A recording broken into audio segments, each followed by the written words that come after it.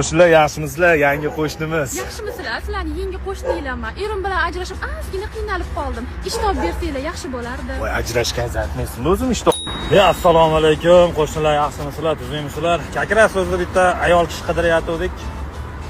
Oyligi ham normal, unaqa yomon emas.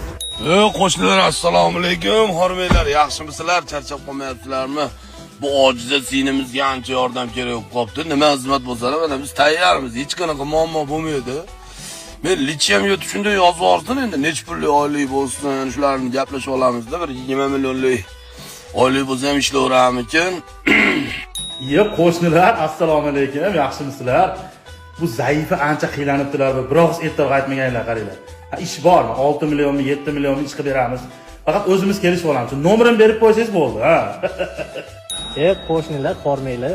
Juda qiynalib qolgan qiz ekani, ha. Ana bizda ish bor-da, Kakra Sergelida KAI degan avtosalon ochdik. O'zbekistonda ishlab chiqarishni yo'lga qo'ydik, xudo xolos. 7-8 million oylik qilib beramiz. Agar zo'r ishlasa, KAI 2 setini ham sovg'a qilib qo'shnilar. Chiqib bu gruppada ayollar yo'qmidi? Avvallar gruppasiga tashlab yubormaylar yana qo'shnilar. Bunaqa g'amxo'r qo'shnilarim bor deb o'ylamadim. Yomon ham g'amxo'r ekansizlar, Mahallani fondiga pul yig'amiz desa hech kim yozmaydi. Bunaqada yozasizlar, ha? Haq qo'shnilar.